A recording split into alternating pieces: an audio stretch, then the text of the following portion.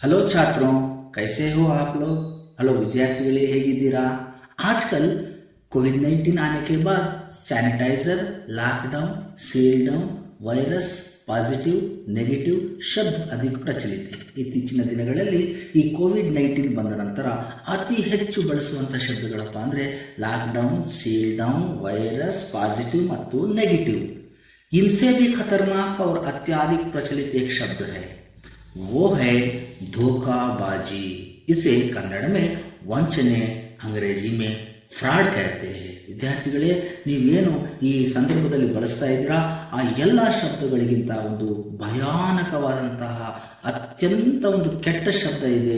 ಯಾವುದಪ್ಪ ಅಂದರೆ ಅದೇ ಧೋಖಾಬಾಜಿ. ಧೋಖಾಬಾಜಿ ಅಂದರೆ ಕನ್ನಡದಲ್ಲಿ ವಂಚನೆ ಅಂತ ಕರಿತೀವಿ, ಅದನ್ನು ಇಂಗ್ಲಿಷ್ನಲ್ಲಿ ಫ್ರಾಡ್ ಅಂತಲೂ ಸಹ ನಾವು ಕರಿತೀವಿ. लोगों के लालच के कारण ये धोखाबाजी आज सभी क्षेत्र में दिखाई देती है. आज मानवता को भूल गया है और इस तरह के शातिर कार्य में उतर गया है. ಪ್ರೀತಿಯ ವಿದ್ಯಾರ್ಥಿಗಳೇ, लोगों के लालच के कारण, ಜನರಲ್ಲಿರುವಂತಹ ದುರಾಸೆಯ ಕಾರಣದಿಂದಾಗಿ ಧೋಖಾಬಾಜಿ ಆಜ್ ಸಭಿ ಕ್ಷೇತ್ರ ಮೇ ದಿಖಾಯಿ ದೇತಿ ಹೈ. ಈ ಮೋಸವೆಂಬುದು ಇವತ್ತು ಎಲ್ಲ ಕ್ಷೇತ್ರಗಳಲ್ಲೂ ಸಹ ಕಂಡುಬರುತ್ತೆ. ಆಜ್ ಮಾನವತಾ ಕೋ ಭೂಲ್ ಗಯಾ ಹೈ. ಇವತ್ತು ಮನುಷ್ಯ ಮಾನವೀಯತೆಯನ್ನು ಅಥವಾ ಮನುಷ್ಯತ್ವವನ್ನು ಮರೆತಿದ್ದಾನೆ. ಇಸ್ ತರಹಕ್ಕೆ ಏಕ್ ಶಾತಿರ್ ಕಾರ್ಯ ಮೇ ಉತ್ರ ಗಯಾ ಹೈ. ಈ ರೀತಿಯಾಗಿ ಆ ಮನುಷ್ಯ ಈ ಮಾನವೀಯತೆಯನ್ನು ಮರೆತುಬಿಟ್ಟು ಇವತ್ತೇನು ಮಾಡಿದ್ದಾನೆ, ಇಂತಹ ಒಂದು ದುಷ್ಕೃತ್ಯ ಅಂತ ಏನು ಕರಿತೀವಲ್ಲ, ಕೆಟ್ಟ ಕೆಲಸ ಅಂತ ಏನು ಹೇಳ್ತೀವಲ್ಲ, ಆ ರೀತಿಯಾದಂತಹ ಒಂದು ಶಾತಿರ್ ಅಂದರೆ ದುಷ್ಟ, ಕೆಟ್ಟ ಅಂತ ಅರ್ಥ ಬರುತ್ತೆ. ಇಂಥ ಒಂದು ಕೆಲಸದಲ್ಲಿ ಅವನು ಇಳಿದಿದ್ದಾನೆ. धोखाबाजी आज बैंकिंग, ऑनलाइन शॉपिंग ऐसे बहुत सारे क्षेत्रों में फैल गया है. ಧೋಖಾಬಾಜಿ, ಮೋಸ ಅನ್ನೋದು ಇವತ್ತು ಬ್ಯಾಂಕಿಂಗ್ ಆಗಿರ್ಬೋದು, ಆನ್ಲೈನ್ ಶಾಪಿಂಗ್ ಆಗಿರ್ಬೋದು, ಈ ರೀತಿಯಾದ ಹಲವಾರು ಒಂದು ಕ್ಷೇತ್ರಗಳಲ್ಲಿ ಅದೇನಾಗಿದೆ, ಹರಡಿಕೊಂಡಿದೆ. ವಿದ್ಯಾರ್ಥಿಗಳೇ, ನಿಮಗೆ ಗೊತ್ತಿದೆ, ಒಂದು ಚಿಕ್ಕ ಚಿಕ್ಕ ವ್ಯಾಪಾರಿಗಳಿಂದ ಹಿಡಿದು ದೊಡ್ಡ ವ್ಯಾಪಾರದವರೆಗೂ ಸಹ ಎಲ್ಲಿ ನೋಡಿದ್ರು ಸಹ ಇವತ್ತು ವಂಚನೆ ಕಂಡುಬರುವಂಥದ್ದು ಸಾಮಾನ್ಯವಾಗಿದೆ. बाजार में लोगों के साथ होने वाली ಧೋಖಾಬಾಜಿ पर ಪ್ರಕಾಶ डाला गया है. ಈ ಒಂದು ಕಥೆಯಲ್ಲಿ ಜನರೊಂದಿಗೆ ಯಾವ ರೀತಿ ಮಾರುಕಟ್ಟೆಯಲ್ಲಿ ಮೋಸವಾಗುತ್ತದೆ ಎಂಬುದರ ಬಗ್ಗೆ ಬಹಳ ಚೆನ್ನಾಗಿ ಹೇಳಿದ್ದಾರೆ. और ಖರೀದಾರಿ करते समय ಸಾವಧಾನಿ ಬರ್ತನೆ की ಅವಶ್ಯಕ. ನಾವು ವ್ಯಾಪಾರ ಮಾಡುವ ಸಂದರ್ಭದಲ್ಲಿ ಯಾವ ರೀತಿ ನಾವು ಎಚ್ಚರಿಕೆಯಿಂದ ಇರಬೇಕು ಅನ್ನೋದನ್ನು ಈ ಒಂದು ಸೊಗಸಾದ ಕಥೆಯ ಮೂಲಕ ನಮಗೆ ಹೇಳಲು ಹೊರಟಿದ್ದಾರೆ.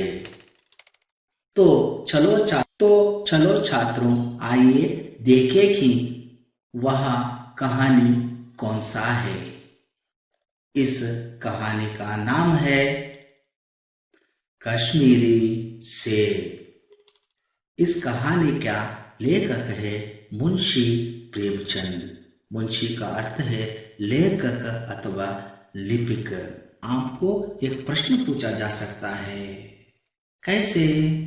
देखिए, कश्मीरी से पाठ से लेखक पाठकों को क्या चेतावनी देना चाहते हैं, तब आप ऐसा लिखना चाहिए. ऐसा देखिए, इस कहानी में बाजार में लोगों के साथ होने वाली धोखाबाजी पर प्रकाश डाला गया है और खरीदारी करते समय सावधानी बरतने की आवश्यकता पर जोर दिया गया है. इस तरह लिखना चाहिए.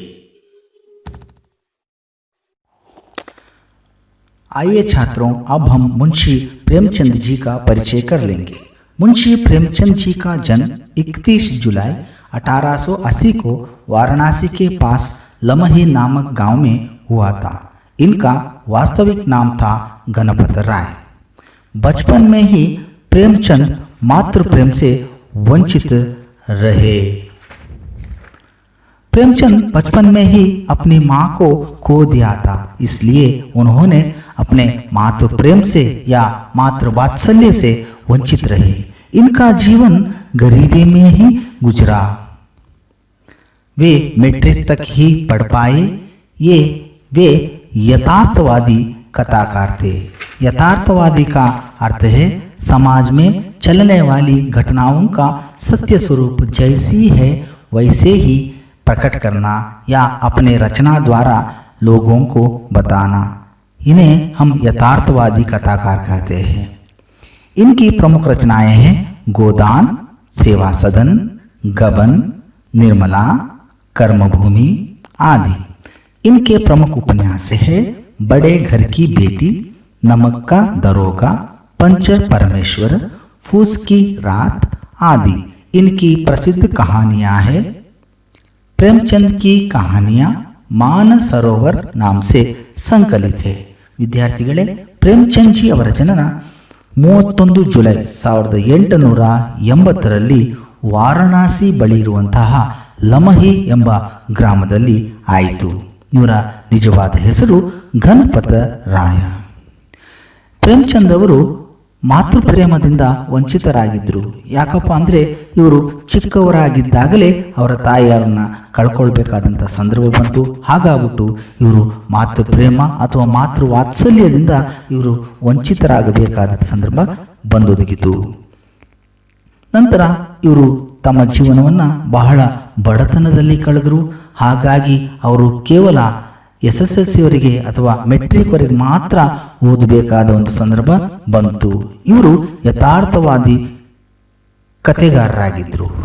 ಯಥಾರ್ಥವಾದಿಗಳಪ್ಪ ಅಂದರೆ ನೋಡಿ, ಸಮಾಜದಲ್ಲಿ ನಡೆಯುವಂತಹ ಘಟನೆಗಳನ್ನು ತಮ್ಮ ರಚನೆಯ ಮೂಲಕ ಯಥಾವತ್ತಾಗಿ ಬರೆಯುವಂಥವರು.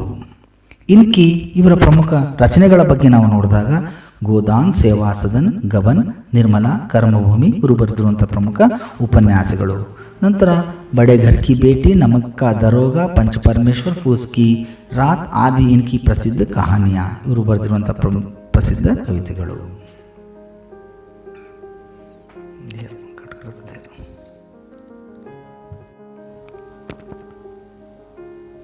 कल शाम को चौक में 2-4 जरूरी चीजें खरीदने गया था.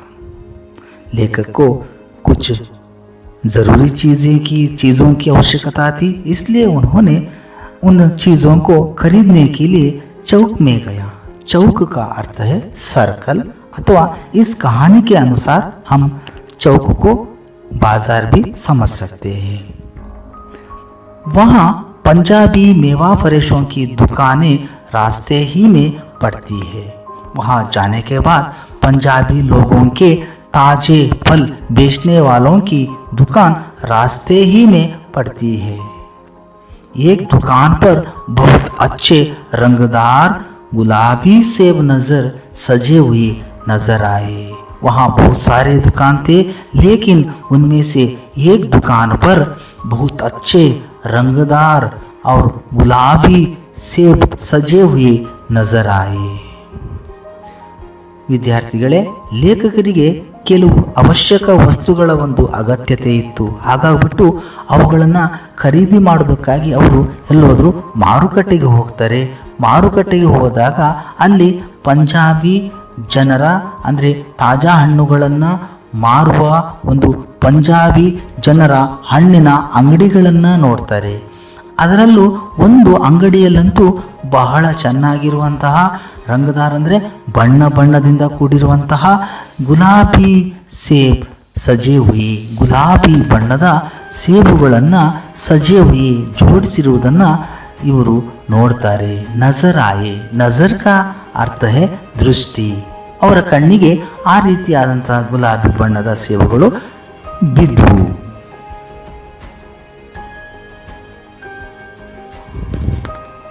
लेखक को उन अच्छे रंगदार गुलाबी सेबों को देखकर लेखक का जी ललच उठा. ललचने का अर्थ है जिज्ञासा पैदा होना.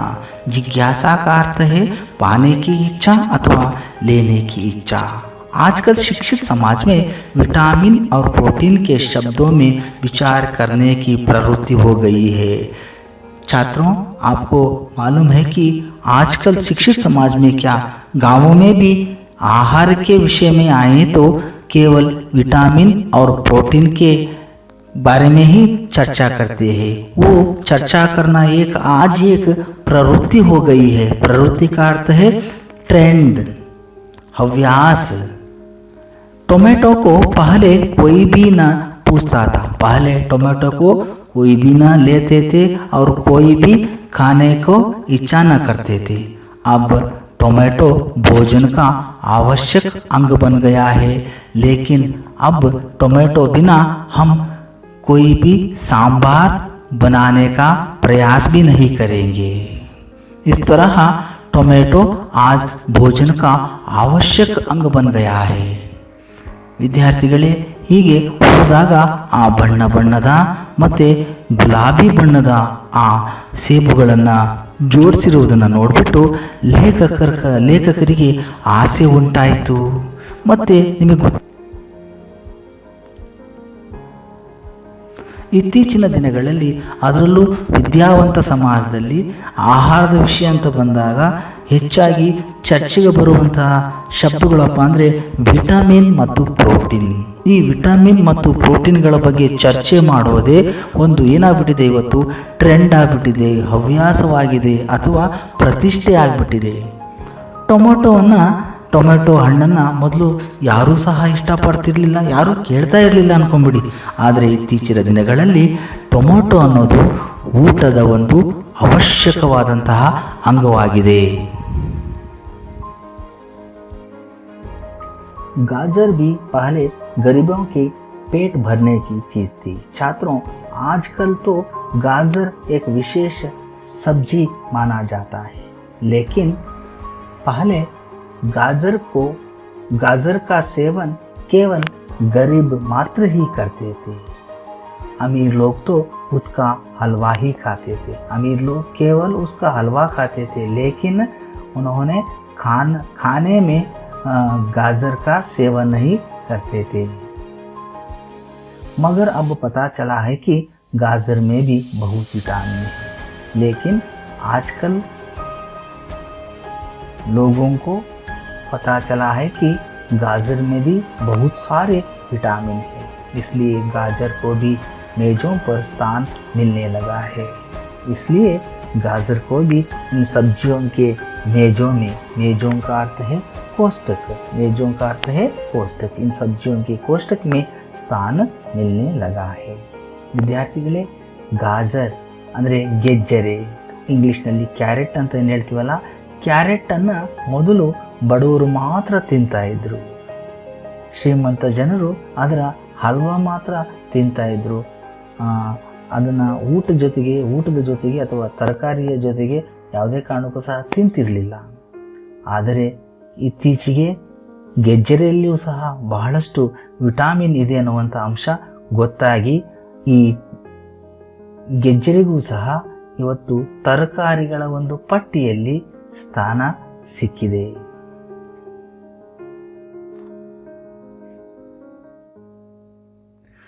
सेब के विषय में तो यह कहा जाने लगा है कि एक सेब रोज खाइए तो आपको डॉक्टरों की जरूरत ना रहेगी। अर्थात हर दिन एक सेब खाने से डॉक्टर के पास जाने की आवश्यकता नहीं होती। आप सोच रहे होंगे, हर दिन एक सेब खाने के लिए पैसे कहाँ से लाए? 1 किलो सेब तो 200 रुपये है।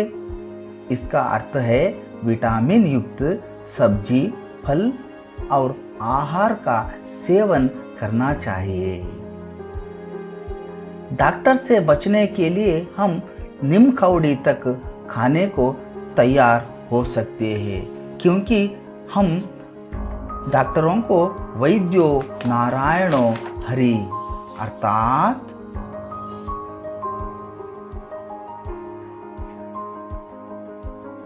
हम मानते हैं कि डॉक्टर साक्षात भगवान के समान है। इसलिए डॉक्टर की जो बातें हैं उसे हम ध्यान पूर्वक सुनते हैं और निमकौड़ी तक खाने को तैयार हो जाते हैं। सेब तो रस और स्वाद से बढ़कर भी नहीं है और घटकर भी नहीं है। ಪ್ರೀತಿಯ ವಿದ್ಯಾರ್ಥಿಗಳೇ, ಇಲ್ಲಿ ಸೇಬಿನ ವಿಷಯಕ್ಕೆ ಬಂದಾಗ ನೋಡ್ರಿ, ಲೇಖಕರು ಏನಂತ ಹೇಳ್ತಾರಪ್ಪ ಅಂದರೆ, ಪ್ರತಿದಿನ ಒಂದು ಸೇಬನ್ನು ತಿನ್ನೋದ್ರಿಂದ ನೀವು ಡಾಕ್ಟರರ ಬಳಿ ಹೋಗುವಂಥ ಒಂದು ಅವಶ್ಯಕತೆಯೇ ಇರೋದಿಲ್ಲ।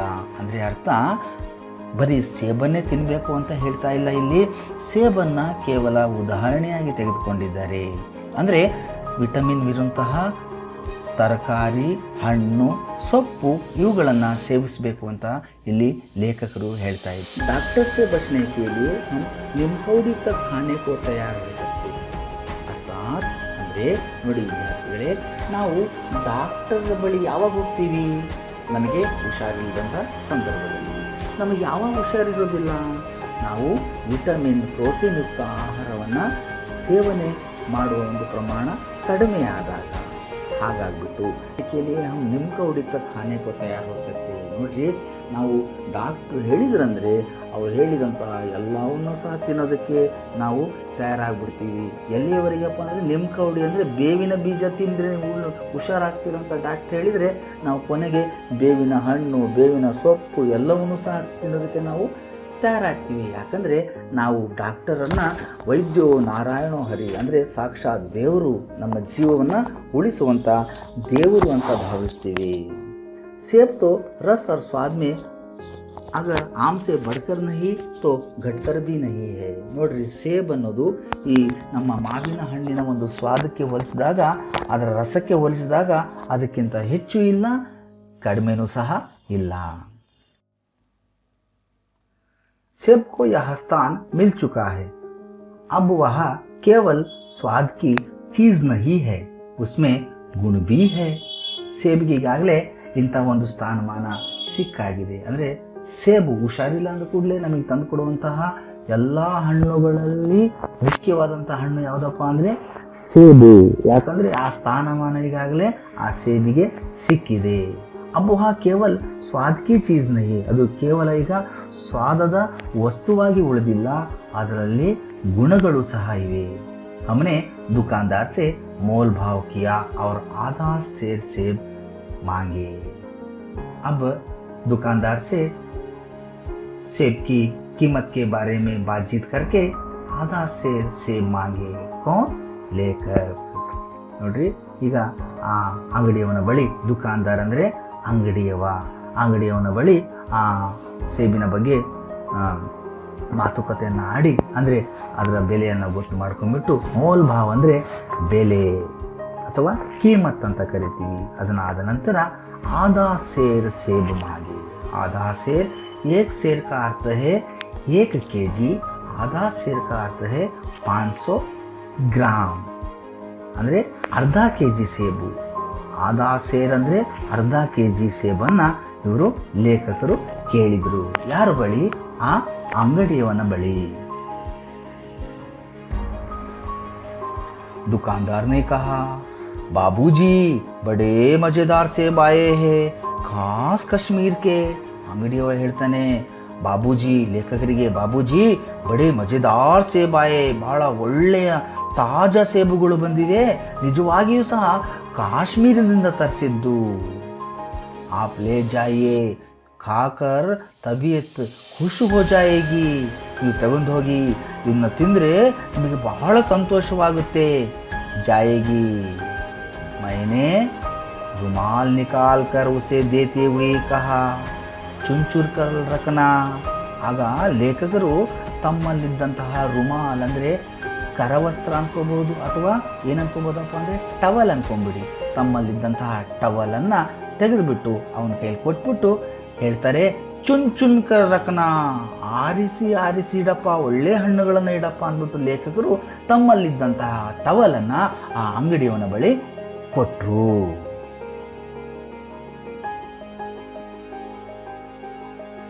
दुकानदार ने तराजू उठाई और अपने नौकर से बोला, सुनो, आधा सेर कश्मीर के सेब निकाल ला.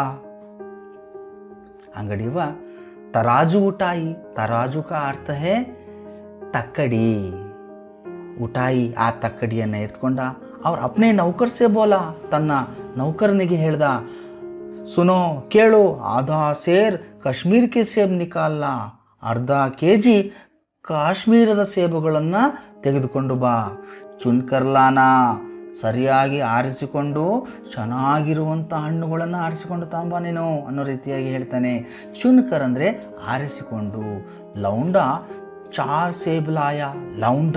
ಲೌಂಡ का अर्थ है ಬಾಲಕ್.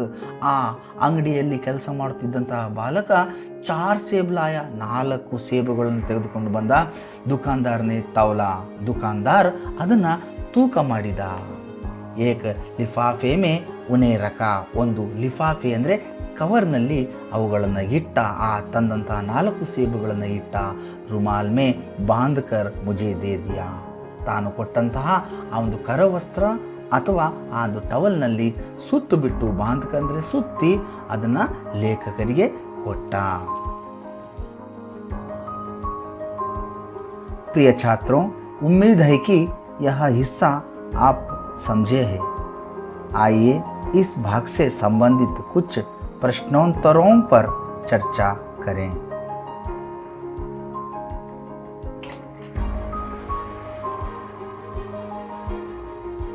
पहला प्रश्न है, लेखक चीजें खरीदने कहाँ गए थे? सोचिए, याद आया? यस, लेखक चीजें खरीदने के लिए चौक गए थे। दूसरा प्रश्न, लेखक को क्या नजर आया? सोचिए थोड़ा। ओके ओके ओके, लेखक को गुलाबी रंग के सेब नजर आया। तीसरा प्रश्न, लेखक का जी क्यों ललच उठा? और एक बार सुनिए, लेखक का जी क्यों ललच उठा? ಲೇಖಕರಿಗೆ ಯಾಕೆ ಆಸೆ ಉಂಟಾಯಿತು? ಯಾಕೆ ಆಸೆ ಉಂಟಾಯಿತು? ಯೋಚನೆ ಮಾಡಿ ಸ್ವಲ್ಪ. गुलाबी रंग के सेब को देखकर लेखक का जी ललच उठा. ओके, ಈಗ 4ನೇ ಪ್ರಶ್ನೆ ನೋಡಿ. टमाटो किसका आवश्यक अंग बन गया है? सोचिए, सही कहा आपने, टमाटो आज भोजन का आवश्यक अंग बन गया है। 5वां प्रश्न, स्वाद में सेब किससे बढ़कर नहीं है? ओ, स्वाद के बारे में आए तो किससे बढ़कर नहीं है? सोचिए, सही कहा आपने, स्वाद में सेब आम से बढ़कर नहीं है। अब 2-3 वाक्यों के प्रश्न और कुछ अतिरिक्त प्रश्नों के बारे में चर्चा करेंगे। कश्मीरी सेब पाठ से क्या संदेश मिलता है?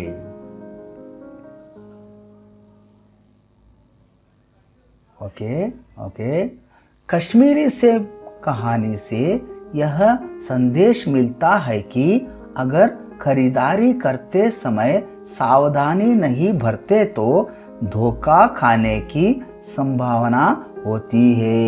इसलिए खरीदारी करते वक्त हमेशा सजग रहना चाहिए।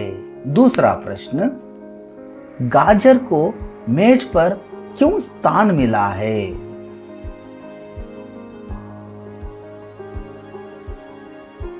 सही कहा आपने, गाजर भी पहले गरीबों के पेट भरने का चीज थी। अमीर लोग तो केवल उसका हलवा ही खाते थे, मगर अब पता चला है कि गाजर में भी बहुत विटामिन है। तीसरा प्रश्न, सब्जी और फलों से क्या लाभ है? एक अतिरिक्त प्रश्न है, तो सोचिए थोड़ा, सब्जी और फलों से क्या लाभ है? सब्जी और फल खाने से हमें क्या लाभ मिलता है? ओके, प्रकृति ने हमें भरपूर मात्रा में फल और सब्जियां दी है। ये स्वादिष्ट होने के साथ ही स्वास्थ्य के लिए लाभकारी होती है।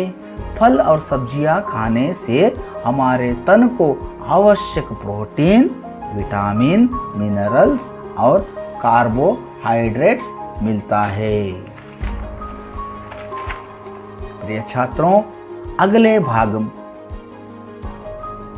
को अगले कक्षा में देखेंगे। सामाजिक अंतर बनाए रखना, घर पर ही रहिए। तब तक अलविदा।